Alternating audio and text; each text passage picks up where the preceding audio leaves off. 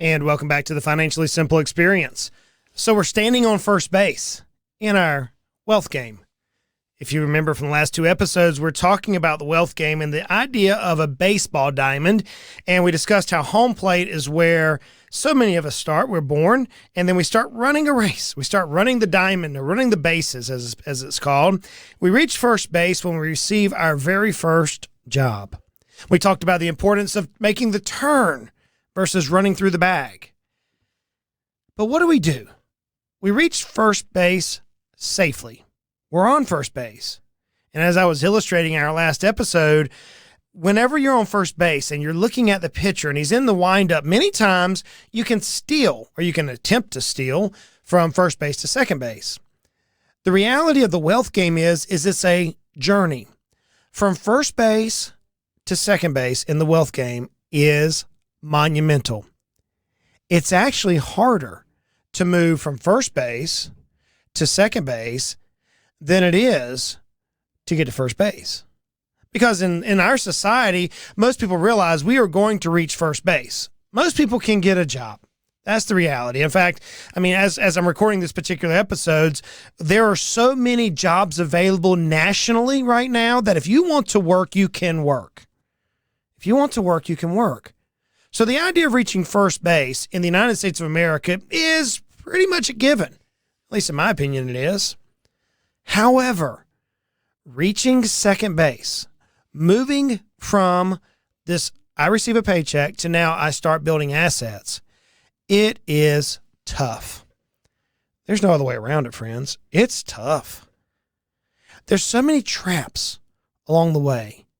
There's so many emotions, so many financial habits that we've got to prepare our mind to move to first base. As I mentioned last time, one of the things that happens is we get attached. We get tied to first base. We get tied to our paycheck. So many children today, or youth today, or kids today, the older I get, the more I understand why people used to call me kids. It's pretty amazing as I age. But so many of today's youth get tied to the allures of the financial world, the business world, through an aggressive paycheck, perhaps an offering right out of school. And they get tied to this first base. Reality, what is called, is lifestyle creep. Lifestyle creep. You see, you start making income, and before you know it, your income, you get a pay raise, and so you go out and you buy a nicer whatever. You buy a new pickup truck, shiny new truck if you're in the South, or maybe you buy a new tractor. Maybe you buy a new shotgun, or a fishing pole, or a set of golf clubs. But you buy something. My wife likes to buy purses and shoes. I do not understand, for the life of me, the obsession of shoes. Don't understand it. But nonetheless, she likes shoes. So it's all right. And she says to me, "Son, I don't understand the obsession of fishing poles or shotguns or shiny trucks or tractors." So I guess to each your own, right? But we have this lifestyle creep. We begin making money on first base, and our lifestyle ties us down. In fact, in the year 2022, 64% of American workers are living paycheck to paycheck. That means every dime they make on this paycheck affords their lifestyle, and none of the money is going to their future plans. Now, in all fairness, inflation this year is ridiculous. Over the last year or so, because of the previous politics and the economic crisis that we went through because of COVID, we're now paying the price through inflation. And it's high, but before inflation, we were still living paycheck to paycheck. The reality is that many people do not begin saving for retirement until age 30. Until age 30. That's the average age, 31 to be exact. 31 years of age in the United States before people start saving for retirement. And those who begin investing their retirement, only 39% begin to do so in their 20s. I remember that was something that my parents harped on me, and I'm glad they did. Now I'm teaching my children who are in their teens, hey, here is what investing looks like, and here's the power of compound interest. I'm reminded of a statement that many people have attributed to Albert Einstein. And whether or not he said it's arguable at this point, depending on what you want to read on the internet. But the statement nonetheless is valid. The statement says, those who understand compound interest earn it, and those who don't pay it. Friends, if we can teach our children, those who we mentor, the youth that we have the honor and privilege to serve, just through our regular life, the power of compounding interest, we could change the narrative. What's amazing is half of the adults between age 18 to 34 years of age, half of adults in that band have zero savings, no savings at all. Perhaps what's more alarming is that only 42% of adults aged 35 to 44 and 40% of adults from age 45 to 64 have zero retirement.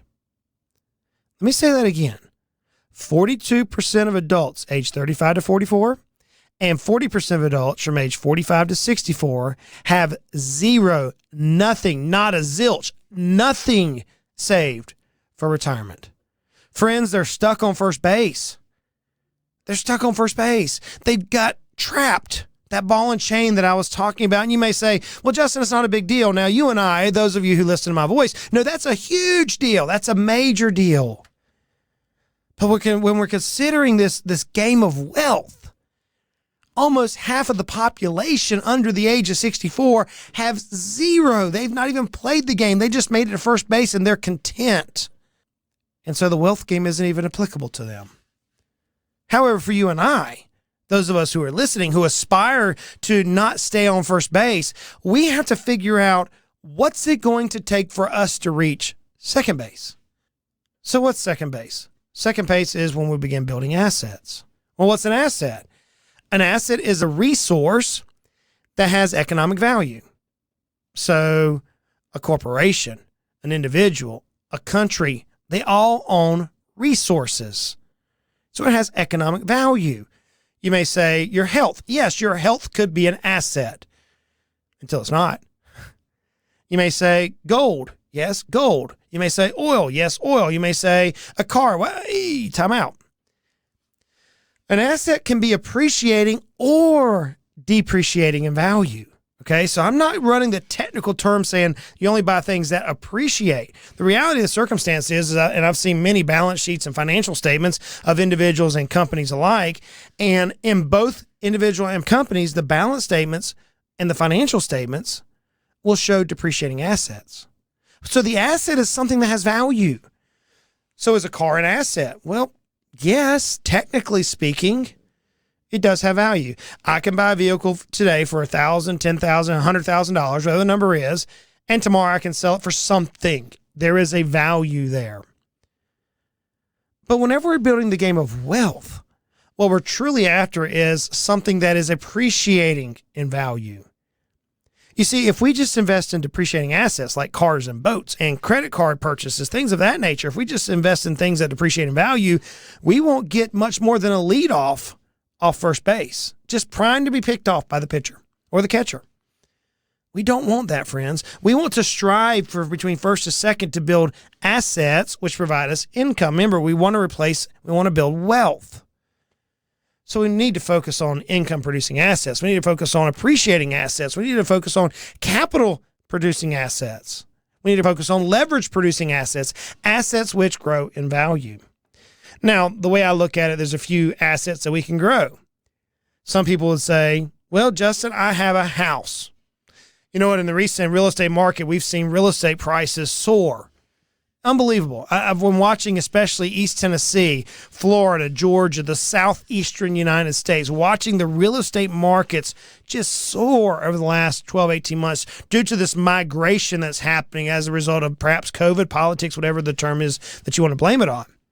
But we've seen houses appreciate. And some may say, well, Justin, you know, I'm on first base. I got my job and I bought a house.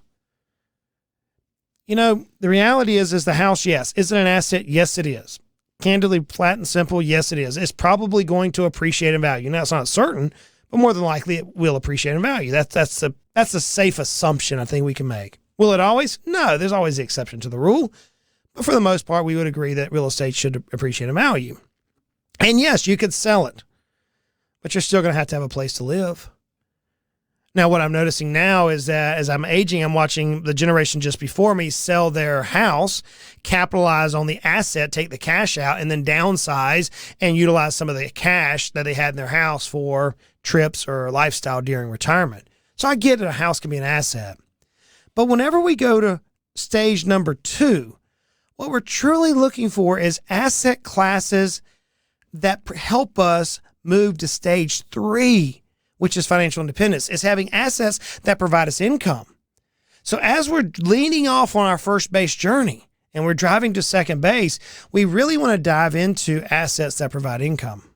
Probably one of the easiest ways you can get started, and I was teaching my children about this here recently, is just participating at work. Yeah, so you got your first job. You're 18 years of age. Your children get their first job. Teach them to invest in the retirement plan at work. That's an easy way to begin building assets. If in this calendar year, you can contribute up to $20,500 this year. If you're over the age of 50, then you can catch up and put an additional $6,500 for 2022. So you could contribute $27,000 if you're over the age of 50 into an employer-sponsored plan like a 401k. It's an easy vehicle to begin growing assets. Another thing that I love about the employer-sponsored plan, and this is where the, quote, free money comes into play sometimes. I'm using that in quotes, obviously. Nothing is free in life. Nothing is free. Everything is expensive. Even if it doesn't cost you money, it costs you time and emotions. But there is free money, so to speak, whenever you're participating in a plan, because most employers these days will offer a match. They may give you 50 cents on every dollar to up to the 6%. So you, in theory, could get a 3% raise just by contributing to a retirement plan. Friends, that's an easy first step. I've yet to meet a teenager, a young adult in their 20s who doesn't understand that is an easy step to make. It gives us the opportunity to teach into the next generation. Now, beyond our employer-sponsored plans, there's so many things that you can do. I watched today's generation in their 20s just capitalize on the cryptocurrency buzz. And candidly, they get it. Many of today's generation gets cryptocurrency more so than the generations ahead of them. So there's a number of ways that you can capitalize. You can invest in crypto. You can invest in real estate. You can invest in businesses. You can invest in securities like stocks and bonds. You can invest in notes. There's a ton of ways to invest. But one of the things that I drive, that I always come back to in my own personal life, is this. If I'm on first base and I want to get to second base, obviously I got to begin building assets. But the way for me to build assets is by knowing where every soldier that I have is going. I love that soldier metaphor. I think it was Dave Ramsey who says, every dollar in my pocket is a soldier sent out to do a mission. And if you're on first base, that mission candidly is getting you to second base. So how do you account for your soldiers? You have to have some sort of a budget. Contrary to popular belief, budgets are liberating. They can help you reach your goals. They're able for you to dictate where your monies go. I read this book called The Richest Man in Babylon. It's one that I've been reading since I was 16 years of age. I've almost got the book memorized. And inside this book, there's a simple concept throughout the entire storyline, and it is pay yourself first. Yes, you set up an emergency fund. You build a savings account. You get your rainy day fund because you never know when life's going to happen. And those of us who are seasoned, man, we've been around and seen life happen.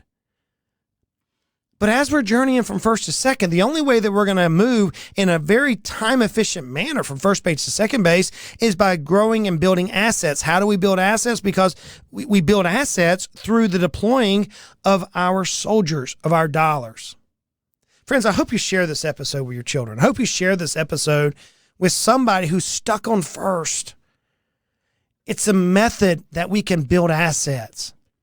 So we want to build a portfolio. I'm not one who's going to hark on my children or even on our clients that there's only one way for you to reach second base. No, there's not. There's more ways than you can shake a stick at. The most popular are things like retirement account, which is a stock market, or real estate. Maybe you're investing in real estate. I chose a different alternative altogether. I went into business, and I built businesses that I could sell, and it propelled me from first to third, almost to home, just by having the right businesses. There's no right or wrong way. But here's one thing that I would deploy to you. If you don't have a strategy, if you don't have a coach, if you don't have a plan, if you don't have a methodology, someone to hold you accountable to your own visions, your own goals, then friends, you're stuck on first.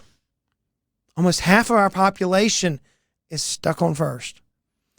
They may have just reached first base and never aspired past it. They may have ran through the bag. They may have even turned, and then the clamps, the grasp, the ball and chain, the prison of first base captures them.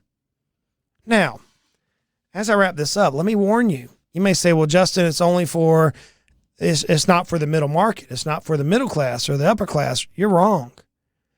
Friends, I know people that make 7 figures in income and they're stuck on first.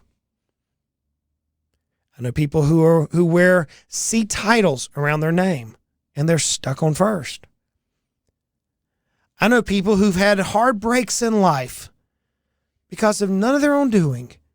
A health situation hits a loved one and they're stuck on first.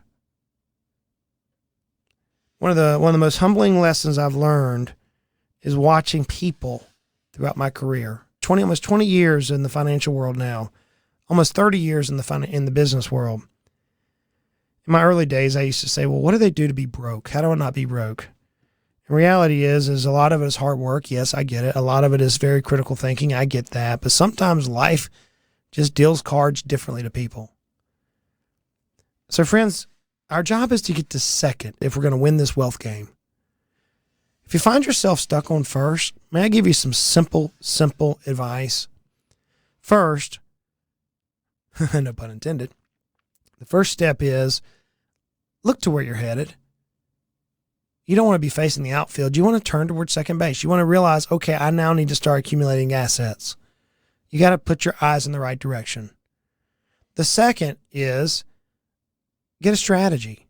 Say, Justin, I don't know. I'm a C-suite executive. I own a business and I'm stuck on first. I've been on first because of life. Hook up with a team. Find you a financial advisor, a coach who can help you get clarity, build a plan, help you drive from first to second.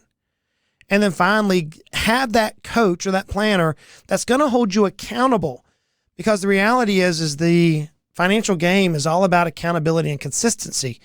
Very little has to do with timing or luck. It's consistency and accountability. So friends, if you find yourself stuck on first, look to second. Let's build a plan. Let's hold ourselves accountable. If you need help with this, reach out. We have a team of experts who can help you with this. Until next time, friends, I realize this is hard. First base captures and destroys so many dreams. It is hard to make the turn and head to second. But it's worth it. It is worth it to arrive at second base. Let's continue to make our lives at least financially simple. Y'all go out and make it a great day.